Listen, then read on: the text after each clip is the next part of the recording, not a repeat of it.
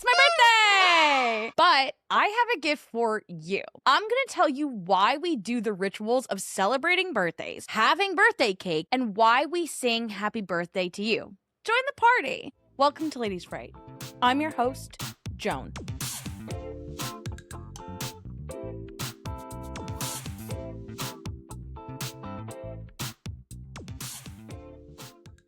Okay, I'm already done with this hat. Ow.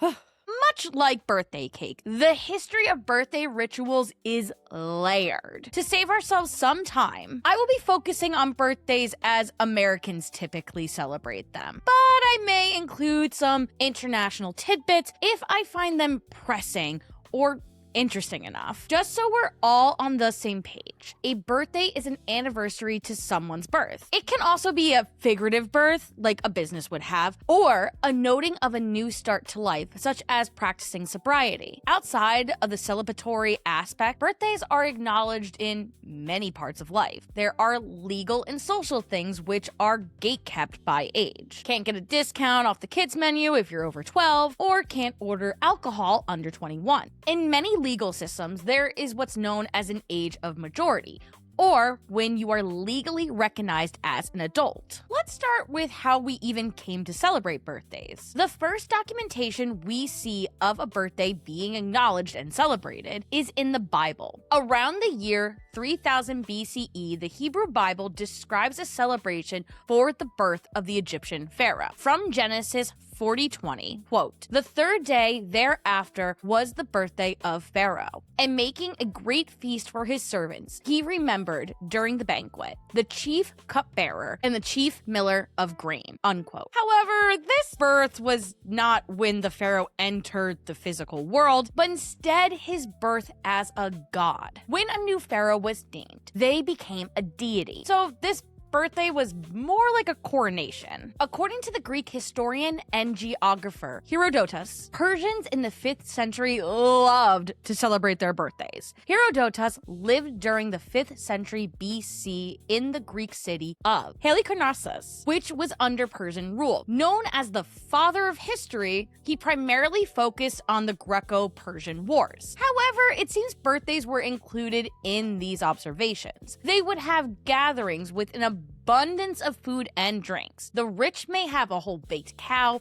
horse, camel, or donkey, while those who were poor may have a smaller kind of cattle. The biggest celebration of all was for the king, which should come as no surprise. On his birthday, the king would follow the law of royal supper, which meant, quote, "No one should be refused a request," unquote. And the rule when it came to drinking was essentially the ancient version of there ain't no laws and you're drinking the claws. I'm so sorry, my husband added TM to the end of it. In other words, there were no restrictions. Even though this made it seem like Persians are the ones who brought the party to the people, I only saw this claim in one source. Every other source gave Rome the credit of birthdays for the common man. The Romans were celebrating birthdays by the 1st century CE. Originally, they celebrated as a religious act and not even for a person. They were for the anniversary of a temple's founding. This same day would become the birthday of the deity housed in the temple. Each human also had a deity attached to them. The genius for males and Juno for females is a spirit, kind of like a guardian angel, who would follow a person from the moment of their birth until the time of their death. These spirits were supposed to have devotion shown to them on the day of birth. You can see how this started to be associated with the individual and less with the spiritual. Anyway, to praise the spirit on the day of the person's birth, they would do some ritual acts, which may include lighting candles on an altar, praying and making vows, anointing and adorning a statue of the spirit with a wreath. Sometimes a sacrifice or an offering was made, common ones being incense, cakes, and wine. In Rome, men had their birthdays with grand parties where gifts were given to the celebrant. Since banquets with food and drink along with offerings were already common in most Roman religious observances, it came natural to include those practices in these personal festivities. Celebrating someone else's birth was a sign of respect, affection, or even friendship. Not too different from today. Any Roman man turning 50 was recognized for their maturity and contribution to society. This recognition would come with a party and a special cake, which a whole lot more about cake later. A person of particularly high esteem may have their birthday celebrated even after death. Money would often be given to a social organization to fund a banquet in the deceased's honor each year. If they were important enough, the government may have their birthday recognized as a holiday. However, women did not get their birthday celebrated until the 12th century. With both the Egyptians and the Romans celebrating birthdays, you know the early Christian church would have not been a fan of it. Birthday celebrations were considered pagan rituals and therefore were evil. The Catholics saw birthdays as a symbol of how fragile humans are and were considered sinful since it was believed people were born with the original sin, or the sin bestowed upon all mankind after the first people, Adam and Eve, disobeyed God. The ban on birthdays was only lifted in the 4th century, when the church hoped to capture the attention of Romans who celebrated Saturnalia to convert them to Christianity. The birth they decided to celebrate was that of Jesus Christ. So I guess this means this could double as a Christmas episode?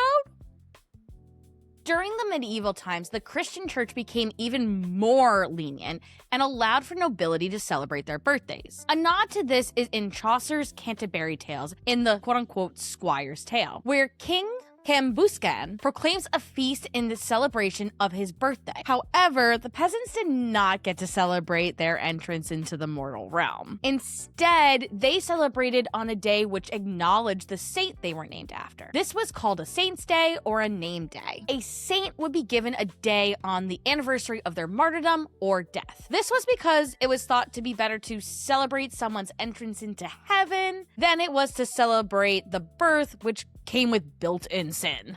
This attitude did, however, change by the 12th century. Members of the clergy began to recognize birthdays as a celebration of the miracle of life. Instead of focusing on the sinful aspect of just being born, the church focused on making it an opportunity to worship and give thanks to God for just allowing them to be alive. This new acceptance paved the way for European royalty and nobility to celebrate their births and would go get a blessing when they reached certain milestone ages. Some believe that because only royals and those of higher social birth were the ones having birthdays, when eventually the common folk started to have the same celebrations, they wore crowns to resemble nobility. This is possibly where the tradition of the birthday person wearing a birthday crown started. I'm finding out through this research on rituals how heavily us in the US were influenced by German culture. Germany has what I would consider the prototype to modern birthday celebration. Germans celebrate Kinderfest, which translates to children's parties. There was a belief that children were more vulnerable to evil spirits on the day of their birth. To ward off these evil entities, families would have the birthday child surrounded by friends and family who would spread good cheers and thoughts and wishes. They may also bring noisemakers to scare away the unwanted spirits. Sounds like a real party to me. These traditions were brought to the States with German immigrants in the 18th century. The child would also have a cake with candles made in their honor, but more on that later. In 1500s England, King Henry VIII, once again, it all connects back to Anne Boleyn.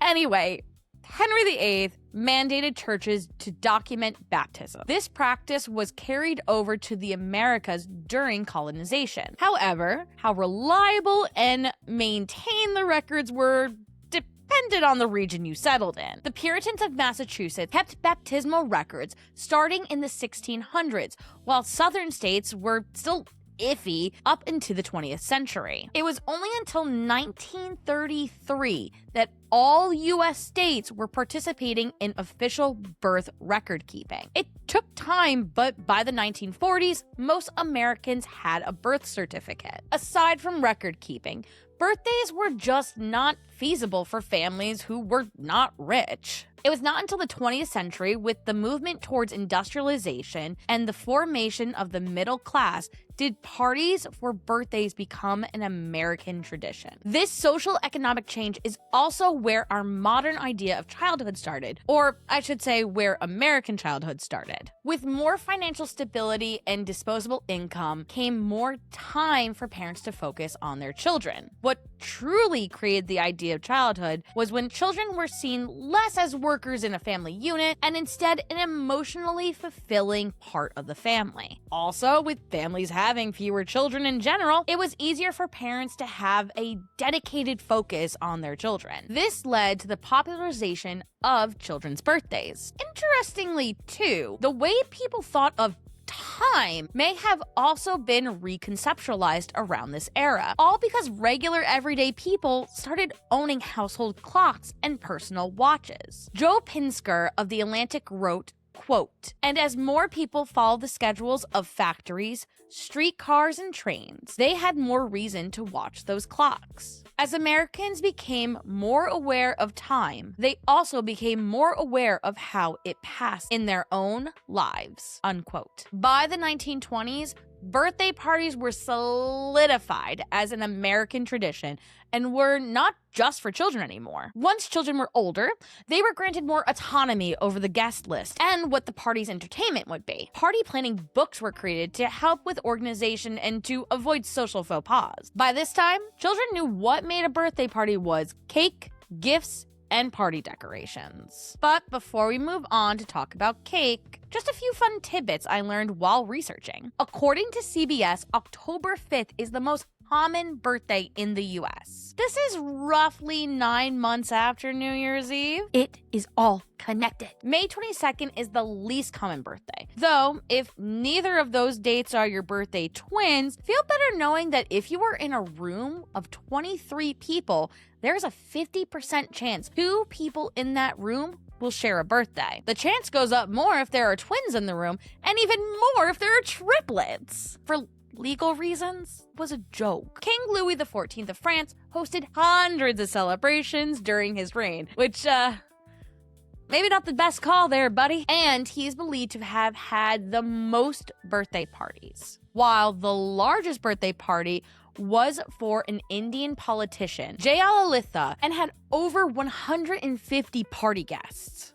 Okay, let's get into the sweeter portion of this episode. I think it's important that we start with the history of cake, since the layered sponge cake covered in sugary icing is not what people in antiquity would even recognize. Cake actually goes all the way back to the Neolithic period, dating them between 2000 to 9000 BC. Believed to be baked on a hot stone, these cakes were made of moistened, crushed grain. The citizens of Egypt were served cookies during those birthday parties I mentioned before. They were made of flour, butter, sugar, nutmeg, vanilla, cinnamon, and milk. These were called kak and meant to symbolize the sun god Ra. I read these cookies are still served today. They honestly sound really delicious. Both Greeks and Romans made offerings of cakes to the gods. The cakes were made of nuts and honey and were made flat. The Greeks called these cakes plakos, meaning flat, while the Romans called them placenta, which also means flat cake, which makes me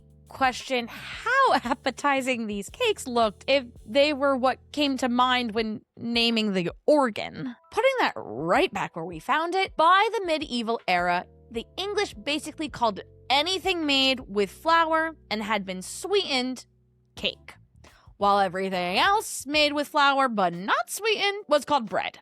About the 14th century is when cake started to more resemble the pastry we think of today. During the 17th century, icing came into practice, while layering cakes became more popular to do in the 20th century. With icing came the rise of intricate piping and sugar sculpting methods. This made cakes go from a sweet treat at the end of a feast to the centerpiece of parties, as they acted as both delicacy and decoration. Then came along the only way I know how to bake, cake mix. On December 10th, 1930, the company of P. Duff and Sons applied for a patent for gingerbread mix. Apparently, this was designed to sell off a surplus of molasses, which makes sense since, according to the Food food historian Laura Shapiro, for each batch of the mix, there was 100 pounds of flour and 100 pounds of molasses. Pieduff and Sons felt like they had struck gold with this. Simply put, to make a cake takes a lot of ingredients, which also takes up a lot of space to store. With a mix, all the ingredients were already ready, and the measurements are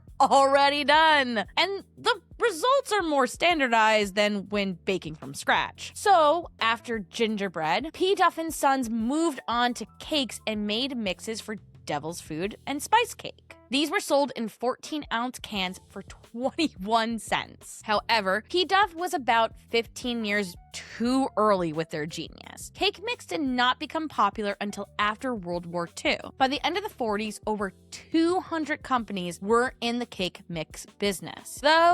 Even though they're the creators of this marvel, Pieduff and Sons were not the ones selling the most cake mixes. That acknowledgement goes to Pillsbury and Betty Crocker, which are still major brands here in the States today. Where we see the first impressions of birthday cake comes from ancient Greece. As mentioned with our Roman friends, the Greeks also made offerings, such as food to their gods and goddesses. Artemis is the goddess of the hunt, children, young women, but she may be best known for being the goddess of the moon. To honor her, a moon-shaped cake would be made. Now, I saw differing reports on exactly what moon-shaped meant, which is fair considering the moon does appear in different shapes. Some said the cakes were round, others said the cakes were crescent-shaped, so they may have been one or the other or both. I'm not sure. This confection was made of soft cheese, flour, and honey. The cake was lit with candles in it to illuminate it in an attempt to make it glow like the moon and to represent both the moon and Artemis's radiant beauty. Going back to Germany's Kinderfest, on their birthday, children were awoken with a cake with a single large candle in it. This cake represented, quote-unquote, the light of life. This so-called cake had more of the texture of a muffin and were said to not be very sweet. A sweeter form of them, called Geburtstagskuchen, was made much later and is basically what we think of as a birthday cake now. By the 15th century, German bakers were selling one-layer cakes specifically for Kinderfest. Some keep the reason for having cake super simple and just say it is there to represent the sweetness of life, which really, any celebration with cake present, this is typically the symbolic reason to have it. I think we can all agree what really makes a birthday cake a birthday cake is the candles. It was pretty confirmed the candles in the cake came from the Greeks, but all the rituals after are kind of up for debate. For example, some sources say the Greeks started the practice of blowing out the candles, while other sources said it was a German tradition. Either way, the reason is considered the same for both. Candles were lit to set an intention of a prayer or message to the god or gods of your choosing. The smoke from the candle was supposed to be the intention going towards the heavens. You could also blow out the candles to send the message. There is also the belief that candles represent the quote-unquote light of life. Another candle tradition is the amount of candles placed on the cake. In the German tradition, each candle represents a year of the life, and then an extra is added for good luck in the next year. Though you may be thinking that, didn't I just say before it was one candle? Not many? I saw sources going back and forth about the amount of candles. Several of them cited Count Ludwig von Zinzendorf of Maryborn as the reason for the candle for each year. On his birthday in 1746, his cake was as big as the oven would allow it to be, leaving plenty of surface area for a candle to be placed representing each year of his life, which would have been 46 at that point. Having enough breath to blow out all the candles represents renewal and willingness to end one chapter to begin another. Many attribute this to the Greeks and their smoke messages to the gods. However, I did see one source mention how this may come from a Swiss tradition. Folklore journal researchers were looking into superstitions of the Swiss middle class. In an article from 1881, they found a description of a birthday where there was a cake with candles the same number as the age of the birthday person.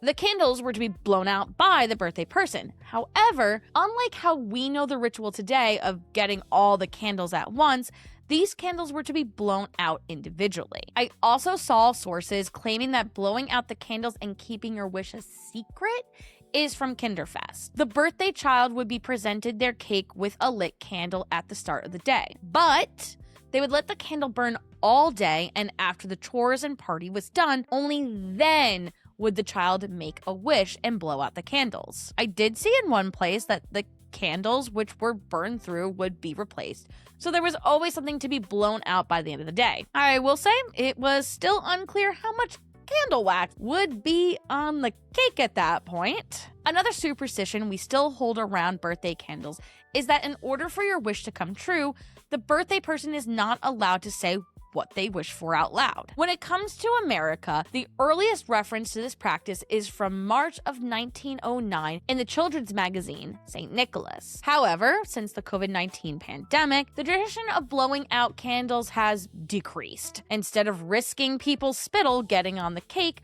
some people have opted for lights that don't need to be blown out. In recent years, there has been a rise of sparklers being used to adorn cakes. I know for birthdays during the pandemic, we had people either fan out the flame or instead blow out a candle not on the cake, like one of the scented ones we had laying around. As mentioned before, birthday celebrations used to be for the rich. This also goes for cake, especially the sponge cakes decorated with icing we think of today. In 1843, Norbert Rillieux created the sugar evaporation system. This made the processing of cane juice into sugar much faster and easier, along with the creation of baking powder, which allowed for the cake to be less dependent on whipped egg whites to be light and fluffy. The ingredients to make a sweet, delicious cake became much easier to source and a lot less expensive. Baking appliances became more accessible, as well as the use of tin pans. Bakeries were able to add in conveyor belts, which allowed bakers to mass produce pre-made cakes for people to pick up instead of having to place a very specific order. This ample supply helped drive down prices of cakes, making them an affordable treat instead of a luxury delight. Now, let's talk about,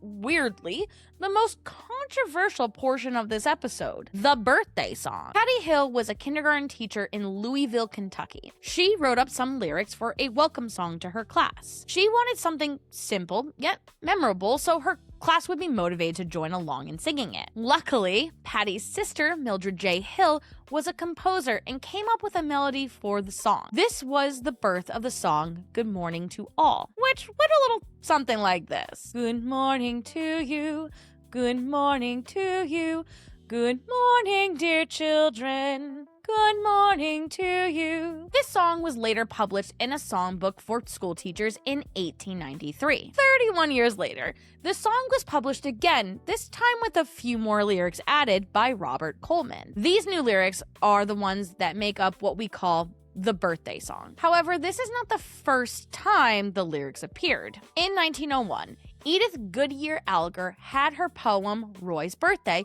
published in a primer of work and play. The poem reads as, quote, "Today is Roy's birthday. His father gave him a dog. His mother gave him a picture. Is a picture of 3 horses. Will gave him the paper soldier. May gave him a picture book. There are pictures of dogs in it. Ruth gave him a music box. Roy is a happy boy. He likes pretty things. A happy birthday to you. A happy birthday to you. A happy birthday, dear Roy. A happy birthday to you." Now, those are the words, but it's not put to music. Coleman has been given the credit for that. Prior to this, there was no record of the song being specifically used for birthday parties in the United States. In America and many other places, before the candles are blown out on the birthday cake, all the guests sing happy birthday, the end of the song being the cue for the birthday person to make their wish and blow out the candles, like I talked about in the previous section. It is wild to think how such an innocent song, which is so widely known, has such a controversial history and was not allowed to be sung in public establishments unless you were willing to pay a hefty fee. The trouble started in 1933, when a version of the song was used in Irving Berlin's musical As Thousands Cheer. A third Hill sister, Jessica, entered the ring and sued on the grounds the Hills owned the copyright to the song, and the courts agreed with them. Well, Kind of. You see, in 1935, the Sue Me Company registered for the copyright to the song and credited the Hill Sisters as the authors. Actually, where we get our first taste of controversy. In 2001, professor and producer Kimbrew McLeod did extensive research into the Happy Birthday song and wrote about how he was not so sure how original the song was. He believed the song is very similar to Horace Walter's music, including his 1858 songs Happy Greetings to All and Good Night to All, his 1875 song A Happy New Year to All, and his 1885 tune A Happy Greetings to All. This claim has been disputed by Robert Braunis, a U.S. law professor, on the grounds that the Hill Sisters song melody is very different from those of Walter's music. The Sue Me Company won the copyright. In 1988, Warner Chappell Music purchased the copyright for $25 million. At the time, the song was worth $5 million and was reportedly earning them $2 million a year. Warner claimed the U.S. copyright would last for the next 42 years. It would have been 2030 if it was not for a federal court case. It is crazy to me how places like restaurants just wouldn't sing what Guinness Book of World Records declares is the most recognizable song in the English-speaking world. If a restaurant wanted their staff to sing or writers wanted to include it in their show, they would have to pay big buckaroonies to have the rights to it. This is why some restaurants have their own version of the song when they brought out desserts to the birthday party. In early 2010, royalties for a single use of the song was $700. According to Wikipedia, quote, "The American copyright status of Happy Birthday to You began to draw more attention with the passage of the Copyright Term Extension Act in 1998. The Supreme Court upheld the act in Eldred v. Ashcroft in 2003. And Associate Justice Stephen Breyer specifically mentioned Happy Birthday to You in his dissenting opinion. Good Morning to You Productions sued Warner Chappell for falsely claiming copyright to the song in 2013, unquote. Jennifer Nelson, in the name of her production company, Good Morning to You Productions, filed a class action lawsuit against Warner Chappell for the return of $1,500 in royalties she had to pay for the use of the song since 2009. In 2015, a federal judge ruled on the contested copyright and found the copyright claim not valid, and Warner Chappell agreed to pay back $14 million in licensing fees. The song was released to public domain, allowing everyone and anyone to use it freely. As another fun tidbit I found, Happy Birthday to You has been translated into 18 different languages. One of the most famous times Happy Birthday was sung was in May of 1962 when Marilyn Monroe sang it to then U.S. President John F. Kennedy. To you, happy birthday to you, happy birthday, Mr. President, happy birthday to you.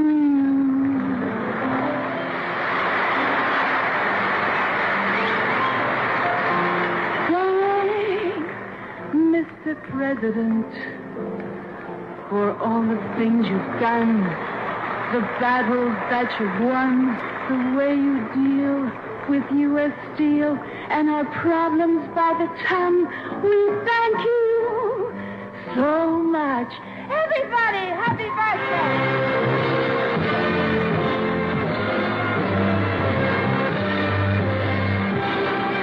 Though if you're not one to have as much passion in singing Happy Birthday, don't worry, you're not alone. Even though the song was said to be made for children to sing and remember, the song is actually really difficult to sing from a technical standpoint. Professor Peter Perovscher of the University of Buffalo surveyed college students singing Happy Birthday and found many struggled with the ascending leap to the third Happy Birthday. This is because that third one is an octave higher than the previous two. An octave is a musical interval embracing 8 diatonic degrees, or for those of you who are not so musically inclined, it means having a note repeat either higher or lower on the musical scale. Singers may warm up using Do, re, mi, fa, sol, la, ti, do, where the first do is one note and the last do is the same note, but up an octave. It is a lot for a voice to do such a sudden octave jump. This reminds me of how my choir teacher in high school would tell people to sing happy birthday to see where their vocal placement was. I've been having such a good time in learning the origins of rituals we do that have really just become habitual at this point. I know when I did this for the New Year's tradition, I said you could use it as small talk at your next New Year's Eve party, and I guess you could do the same for this at the next birthday party you attend, but honestly, I'd rather you focus on celebrating the person whose birthday it is. I was inspired to look into this because it was my own birthday. Funny enough, I like to think of my birthday as a personal New Year's celebration. I make my resolutions now instead of January because in my mind, resolutions should be a way to improve yourself, and that measurement of how and when should be personal to you. In order to make those resolutions, I need to reflect on the last year of my life, and boy, has it been an interesting one. In June of last year, I left another podcasting group, and right about this time, I was making the choice to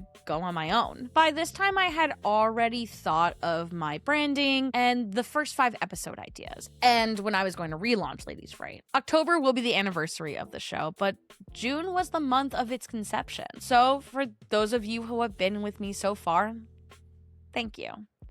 Being able to do this hobby and share my ideas with you has been one of the best gifts I have received this year. But what do I know? I'm just some lady talking about some frights. And I do mean it.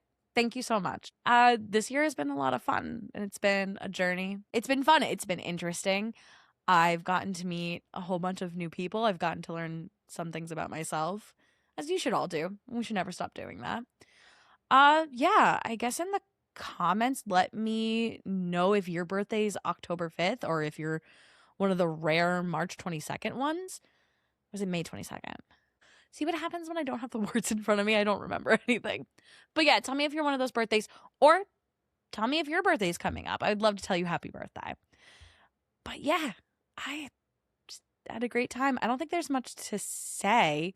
I thought about it after. I should have had a cake ready to like put in the background or eat at some point. But secret, guys, and I know some of you already know this, I don't record these like in real time. Like I do these well in advance. It's not close to my birthday right now, so it feels really silly to get cake. I actually have all these decorations up, and I'm gonna be doing a birthday live stream, and I'm gonna have to take them down and put them all back up for the birthday live stream. So yeah, that's it. But you know what? But before we go, here at Ladies Fright, I like to offer 10%. 10% of what, I hear you asking? Well, let me tell you. If you like, comment, or subscribe, you could be 10% more likely to celebrate your birthday twice in 1 year. Or you could be more likely to have the perfect icing to cake ratio. Or you could be 10% more likely to sing happy birthday seductively to a sitting US president. But you won't get any of that if you don't comment, like, or subscribe. Or you can do all 3 and it becomes 30% because it builds on itself. And you know what? Because it's my birthday, I'll even give you another bonus.